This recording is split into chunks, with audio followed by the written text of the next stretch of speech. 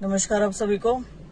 जैसा कि हम सब देख ही रहे हैं, 5 साल की मेहनत और 5 साल के इंतजार के बाद तमाम भर्तियां लीक और रद्द और तमाम तरह की चीजें होने के बाद सीईटी एग्जामिनेशन हुआ और अब फाइनली जाके ग्रुप डी की भर्ती सरकार ने की।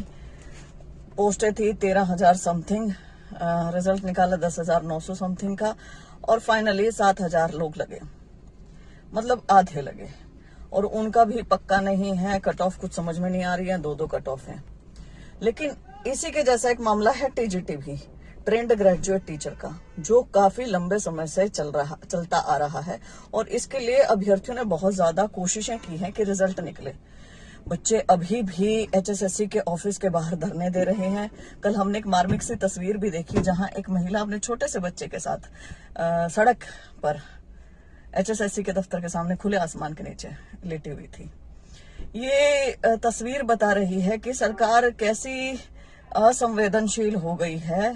सरकार को जैसे कुछ पड़ी ही नहीं है युवाओं की, और जैसे युवाओं का इम्तिहान लेने पर उतारू हैं ये लोग।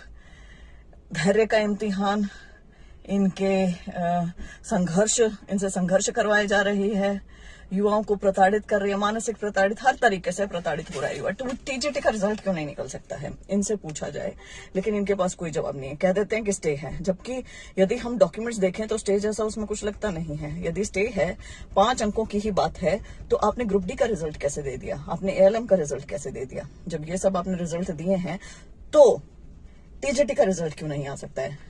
टीजीटी के बच्चे कोई 4-5 बार चेयरमैन से मिल चुके हैं, भोपाल सिंह खत्री जी से। 400 बच्चों के साथ ये पहले 2 बार मिले थे। 22 जिलों के डीसी को ज्ञापन दे चुके हैं, न्यूज समाचार पत्रों में जो कि प्रकाशित हुए हैं लगातार। 2 बार सीएम संवाद में बात कही है।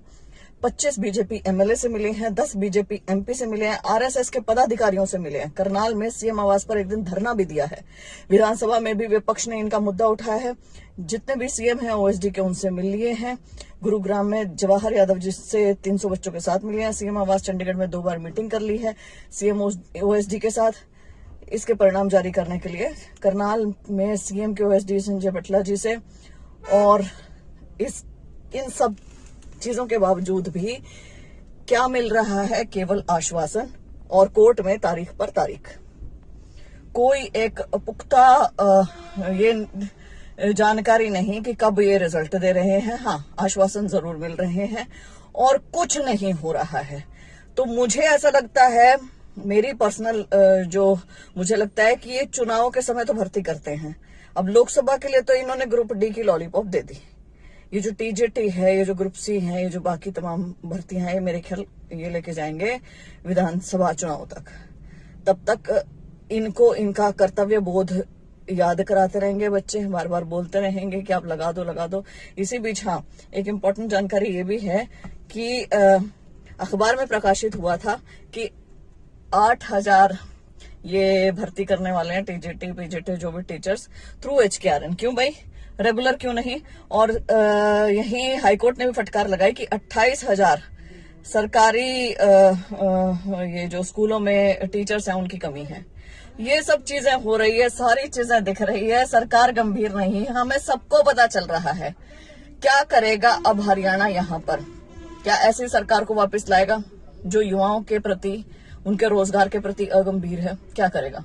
मैं टीजीटी भर्ती के बच्चों के साथ हूँ, उनके साथ लगातार रहूंगी और न्याय की गुहार करती रहूंगी। बहुत बहुत धन्यवाद।